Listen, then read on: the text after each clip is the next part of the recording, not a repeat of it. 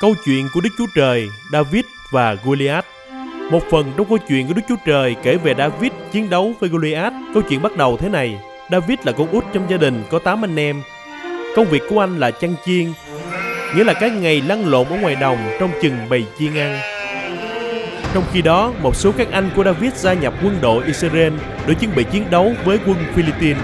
Philippines là một trong những quân đội mạnh nhất mà Israel phải chiến đấu. Một ngày nọ, vâng lời cha, David mang thức ăn đến cho các anh.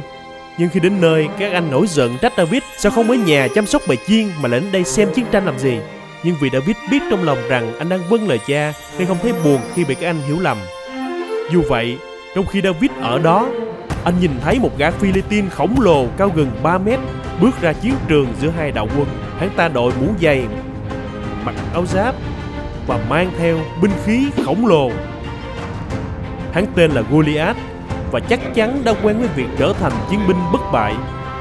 David thấy Goliath đều đi ra khiêu chiến như vậy vào mỗi buổi sáng trong suốt 40 ngày trôi qua, và hắn khiêu khích: các ngươi hãy chọn ra một người và chiến đấu cùng với ta. Nhưng chẳng một ai trong Israel đủ can đảm để chiến đấu với hắn, kể cả nhà vua. Và David không thích gã khổng lồ này vì đe dọa dân Israel như vậy.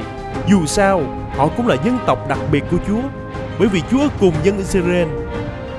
Dân Chúa phải can đảm trong mọi tình huống. Vậy David chẳng phải là một chiến binh lại thưa với vua rằng: tôi sẽ ra chiến đấu cùng hắn ta. Vua thì nghĩ David còn quá trẻ, ông rất cần ngay đó chiến đấu với Goliath. Vì vậy vua đã phải chấp nhận.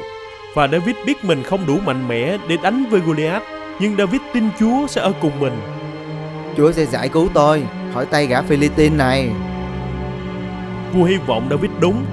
Rồi ông còn đem vũ khí của mình và áo giáp mặc cho David, nhưng chúng không vừa với anh. David quyết định ra chiến trận với trang phục bình thường của mình. Điều đó cho thấy anh chắc chắn rằng Chúa sẽ giúp đỡ mình. David bước tới con suối gần đó và chọn lấy những hòn đá bóng loáng để sử dụng với trành ném đá. Rồi anh bước ra chiến trận để gặp Goliath khổng lồ. Khi Goliath thấy David trông thật nhỏ bé thì hắn nổi giận. Hắn nghĩ hắn phải được chiến đấu với chiến binh mạnh nhất của Israel. Hắn nói với David: ta có phải là một con chó đâu mà ngươi cầm gậy đến cùng ta. Ta sẽ ban thịt ngươi cho chim trời và thú hoang. David trông có vẻ yếu đuối và nhỏ bé đấy, nhưng thực sự anh rất dũng cảm. David dũng cảm đến nỗi khi anh ấy chăm sóc bầy chiên, anh đã đánh đuổi gấu và sư tử khi tấn công. Bởi vì Chúa đã giúp David bảo vệ bầy chiên, nên anh tin rằng Chúa sẽ giúp anh bảo vệ dân của Ngài. David nói với Goliath: ngươi đến cùng ta bằng gươm, nhưng ta đến cùng ngươi trong danh Chúa quyền năng. David nói với Goliath rằng Đức Chúa Trời còn mạnh hơn bất cứ điều gì. Ta sẽ ban thay ngươi cho chim trời. Lời đó khiến gã khổng lồ này càng thêm tức giận hơn nữa. Sau đó David lấy một viên đá đặt vào trong trành và ném thẳng vào Goliath. Goliath thậm chí không có cơ hội để rút gươm ra, bởi vì hòn đá bay trúng thẳng vào trán và lún sâu vào đầu của hắn. Mặt hắn bị cắm thẳng xuống đất. Chẳng ai tin được điều đó. Nhanh chóng David chạy đến, cầm gươm khổng lồ lên và rút nó ra khỏi vỏ. David cầm thanh gươm và chặt đầu tên Goliath. David mang đầu về Jerusalem. Và khi quân đội Philippines nhận ra Goliath chết, chúng chạy trốn như một lũ mèo hoảng sợ. Dân Israel vui mừng và hò hét đuổi theo quân Philippines. Họ đã chiến thắng.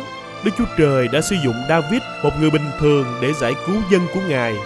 Và đó là câu chuyện về David và Goliath. Trong trường hợp không bắt kịp câu chuyện, và đây là phần tóm lược.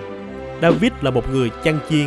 Anh mang thức ăn cho các anh mình. David nhìn thấy Goliath. Goliath chẳng sợ một ai. David cũng không sợ hãi. Anh ấy biết Đức Chúa Trời mạnh hơn. David đã chiến đấu với Goliath. Anh dùng một hòn đá. Chúa đã giúp David giết được Goliath. Quân Israel chiến thắng. Dân sự của Chúa được giải cứu.